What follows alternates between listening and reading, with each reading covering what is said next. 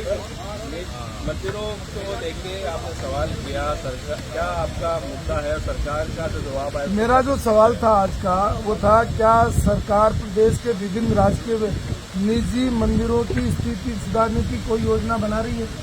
उसके जवाब में सरकार ने कहा जी नहीं। अर्थात अगर निजी मंदिर है तो उसकी तो चलो रख रखाव, देखभाल, पूजा, मतलब सब कुछ करने के लिए पुजारी है, वहाँ मोहल्ले के लोग हैं, लेकिन जो सरकारी मंदिर है उसके लिए भी इनके पास कोई योजना नहीं है।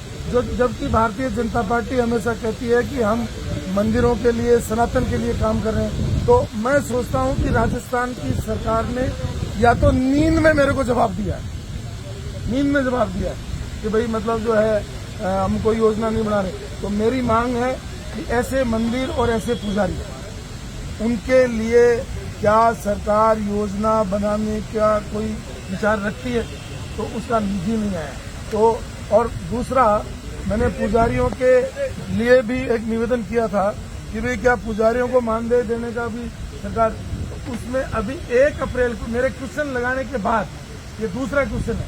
पहला तो जो मेरा वैदिक शिक्षा पर था उसमें मानदेय की बात थी, तो मेरे क्वेश्चन के बाद बढ़ाया, और अब की बार भी मेरे क्वेश्चन के बाद बढ़ा रहे थे। इसका मतलब सरकार सो रही है, चाहे वो वैदिक शिक्षा हो, चाहे पुजारी हो, चाहे मंदिर हो, उस मामलों में सरकार सो रही है। तो मेरा आपके माध्यम से आग्रह है कि सरकार जगे और इनके लिए योजना बनाए, और मंदिरों में जो पुजारी पूजा करते हैं उनके संरक्षण, सुरक्षा और उनके मानदेय के बारे में विचार करें। कई मंदिर ऐसे हैं जो सरकार के हैं, उनमें भगवान का भोक्ता नहीं कर पाता, उनको पैसा ही नहीं मिलता। तो मेरा यही तो है, इनकी योजना ही नहीं है। देखिए आप, सीधा सीधा लिखा हुआ जी नहीं, जी नहीं, कोई योजना ही नहीं है सरकार के पास।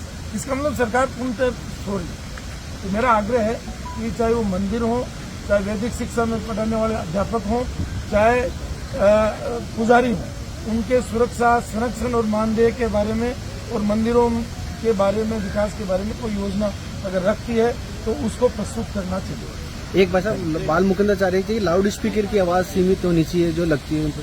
देखिए, लाउड स्पीकर एक ऐसी समस्या, पूरे देश में इस पर विचार करना चाहिए।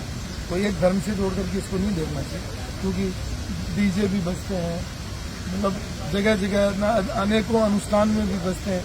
चाहे जो रात को 12 बजे बाद में सुप्रीम कोर्ट के 10 बजे बाद के बाद में अवहेलना करता है, 12 बजे तक जाता है, तो उस पर कोई बुरी बात नहीं, लेकिन किसी धर्म को टारगेट कर करके आप क्वेश्चन करते हो तो